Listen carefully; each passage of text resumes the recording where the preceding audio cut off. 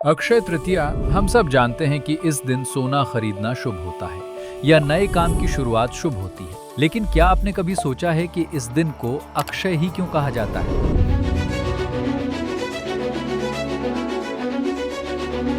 इसका गहरा संबंध महाभारत की एक ऐसी घटना से है जिसने सिखाया कि विश्वास और दान कभी खत्म नहीं होते।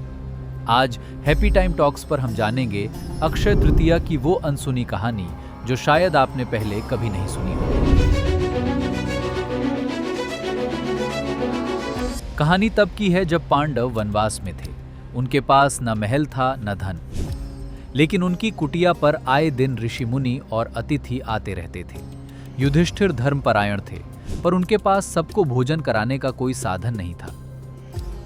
दुखी होकर युधिष्ठिर ने भगवान सूर्य की तपस्या की। उनकी भक्ति से प्रसन्न होकर सूर्य देव ने उन्हें एक तांबे का बर्तन दिया जिसे कहा गया अक्षय पात्र।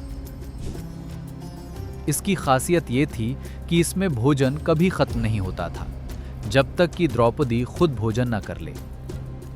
लेकिन असली परीक्षा उस दिन हुई जिसे आज हम अक्षय तृतीया कहते हैं। दुर्वासा ऋषि अपने हजारों शिष्यों के साथ पांडवों की कुटिया पर आए।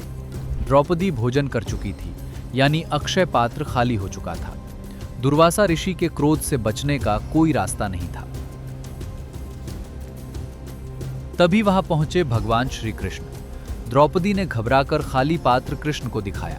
कृष्ण ने देखा कि उस पात्र के कोने पर चावल का सिर्फ एक दाना चिपका हुआ था। कृष्ण ने मुस्कुराते हुए वही दाना खा लिया। जैसे ही कृष्ण का पेट भरा, चमत्कार हुआ। दूर नदी किनारे स्नान कर रहे दुर्वासा ऋषि और उनके हजारों शिष्यों का पेट अचानक इतना भर गया कि उन्हें डकारें आने लगीं। उन्हें लगा कि अगर वे पांडवों के पास भोजन करने गए तो अपमान होगा, इसलिए वे वहीं से वापस लौट गए। तभी से माना जाता है कि इसी दिन से अक्षय, कभी न खत्म होने वाले आशीर्वाद की शुरुआत हुई। तो दोस्तों, अक्षय तृतीया सिर्फ सोना खरीदने का दिन नहीं है, बल्कि ये दिन है इस विश्वास का कि अगर आपकी नीयत साफ है तो ब्रह्मांड कभी आपकी थाली खाली नहीं रहने देगा। इस दिन किया गया दान और पुण्य भी अक्षय हो जाता है। कैसी लगी आपको ये अनसुनी कहानी? कमेंट्स में जरूर बताएं और ऐसी ही और रोचक जानकारी के लिए सब्सक्राइब करें हैप्पी टाइम टॉक्स को।